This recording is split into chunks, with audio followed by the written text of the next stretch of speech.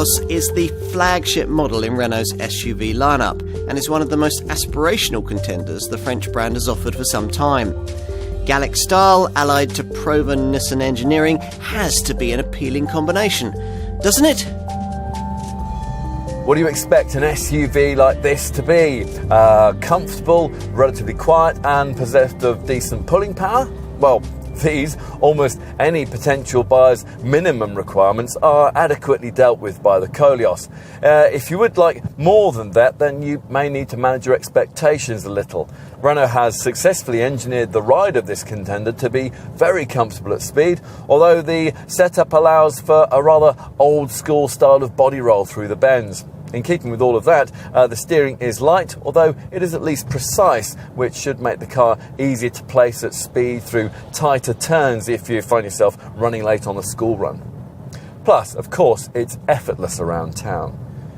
As for engines, well, there are two, both diesels, a 1.6-litre DCI 130 variant that's offered with manual transmission and front-wheel drive, and this 2-litre DCI 175 derivative that's only available with four-wheel drive and offered either with manual transmission or the rather slow-shifting optional CVT Auto box that we have here. Both units have decent pulling power, 380 newton meters in the case of this 2-litre variant, and that's enough to facilitate a brake towing capability of 2 tons with the manual models. And they are reasonably efficient. The manual DCI 175 version is capable of 50.4 mpg on the combined cycle and 148 grams per kilometre of CO2. The four-wheel drive system is the usual Nissan-derived on-demand all-mode 4x4i setup, and that should deal with muddy tracks and icy mornings in its stride. Renault makes some stylish large cars these days, although few of them now make it into our market. Here, in the form of a contender we do get, is proof of that. The Koleos taking its place as one of the sector's more elegant volume-branded large SUVs.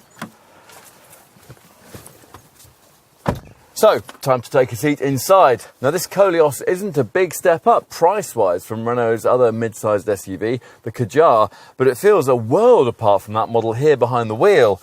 Go for this model's plusher signature nav trim, and there's this lovely stitched leather upholstery, and perhaps a little less agreeably, these faux wood veneer inlays applied to the dash and the doors. The other feature that sets a signature-trimmed Koleos apart is the provision of Renault's idea of state-of-the-art infotainment. This 8.7-inch portrait-style centre-dash R-Link 2 touchscreen, which is there to bring a touch of Tesla to this family SUV. Time to take a seat in the rear, and immediately there's further evidence of careful design. These doors, for example, open with one of the widest apertures in the class.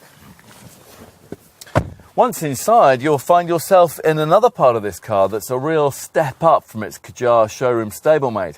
Now, whereas in that model, fitting in a family of 5 is a bit of a squeeze, here it's a breeze, courtesy of an extended CMF platform that gives this Koleos one of the longest wheelbase lengths in the class. Finally, let's take a look in the boot. Inside, a 579-litre space is revealed. This removable boot floor is positioned at the same height as the sill to form a flat base for the cargo area, and beneath it there's a compartmented tray for smaller items that you might want to keep out of sight. And in summary, well, for those who might have forgotten that Renault can make a very creditable mid-sized luxury car, the Koleos offers a welcome reminder of the fact.